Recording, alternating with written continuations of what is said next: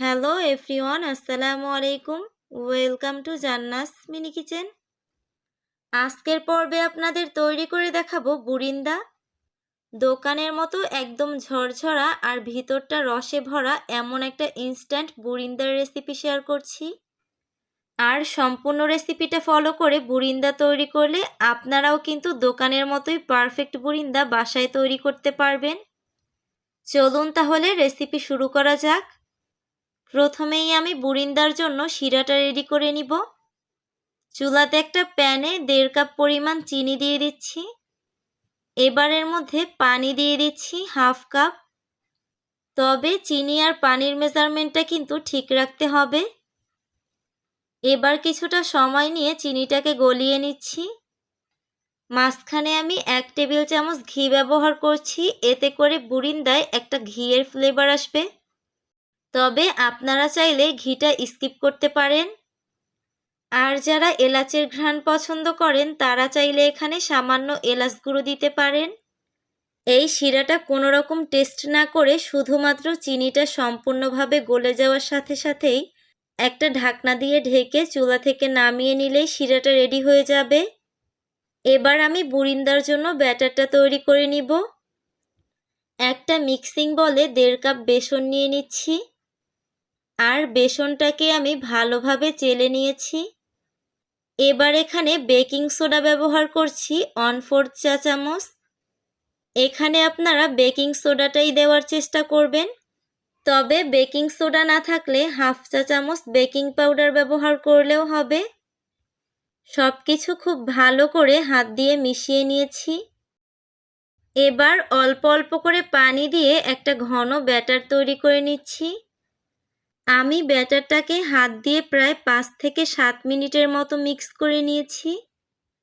আর এই মিক্স করার কাজটা কিন্তু একটু সময় নিয়েই করতে হবে, তাহলেই কিন্তু পারফেক্ট একটা বুরিন্দার ব্যাটার তৈরি হবে। ব্যাটারটা পারফেক্ট হয়েছে কিনা সেটা বোঝার জন্য একটা বাটিতে কিছুটা পানি নিয়েছি। এবার আমি এই পানির মধ্যে সামান্য একটু ব্যাটার ফেলে দিচ্ছি। দেখতেই পারছেন ব্যাটারটা কিন্তু সাথে সাথেই ভেসে উঠেছে। তার মানে বুরিন্দা তৈরির জন্য ব্যাটারটা রেডি হয়ে গেছে। এবার আমি এই ব্যাটারটা থেকে অন্য একটা বাটিতে অর্ধেকটা পরিমাণ ব্যাটার তুলে নিচ্ছি। এখন এর মধ্যে আমি রেড ফুড কালার দিয়ে দিচ্ছি 1/2 চা চামচ। এবার খুব ভালো করে মিক্স করে নিচ্ছি। আর অন্য ব্যাটারটাই দিয়ে দিচ্ছি অরেঞ্জ ফুড কালার 1/2 চা চামচ। এটাও খুব ভালো করে মিক্স করে নিচ্ছি। তবে ফুড কালারটা কিন্তু একদমই অপশনাল, আপনারা চাইলে নাও দিতে পারেন। এবার আমি বুরিন্দাগুলো ভাজার জন্য চুলাতে একটা প্যানে পরিমাণ মতো তেল গরম করে নিচ্ছি। তেলটা ভালোভাবে গরম হয়েছে কিনা বোঝার জন্য আমি 1 ড্রপ ব্যাটার তেলের মধ্যে দিয়ে দিচ্ছি। আর ব্যাটারটা দেওয়ার সাথে সাথেই কিন্তু তেলের উপরে ভেসে উঠেছে, তার মানে তেলটা ঠিকমতো গরম হয়েছে। এবার আমি এই ধরনের একটা ছিদ্রযুক্ত চামচ ব্যবহার করছি বুরিন্দাগুলো ভাজার জন্য। এখন চামচের উপরে বড় গোল চামচের 1 চামচ ব্যাটার দিয়ে দিচ্ছি। দেখতেই পারছেন ব্যাটারটা কিভাবে গরম তেলে পড়ছে আর তেলের উপরে ভেসে উঠছে। আর একবারে কিন্তু অনেকগুলো দিয়ে ভাজতে যাবেন না, তাহলে কিন্তু একটা আরেকটার উপরে পড়ে শেপটা নষ্ট হয়ে যাবে। এবার মাঝারি আঁচে 1 মিনিটের মতো একটু ভেজে তুলে নিলেই হয়ে যাবে। এখন আমি আরও 1 ব্যাচ বুরিন্দা ভেজে দেখিয়ে দিচ্ছি। আর প্রতি ব্যাচ বুরিন্দা ভাজার আগে চামচটাকে ভালোভাবে ক্লিন করে নেবেন, তা না হলে পরবর্তী ব্যাচগুলো ভাজার সময় চামচের ড্রপগুলো আটকে থাকার কারণে বুরিন্দার শেপ নষ্ট হয়ে চ্যাপ্টা হয়ে যাবে।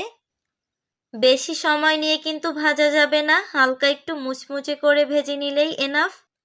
বুরিন্দাগুলো ভাজা হয়ে গেছে। এবার আমি যেটা করব, সরাসরি গরম শিরার মধ্যে বুরিন্দাগুলো দিয়ে দিব।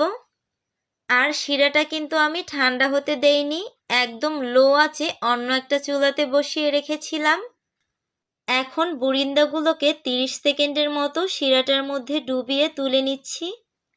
চলুন এবার আপনাদের সার্ভ করে দেখানো যাক।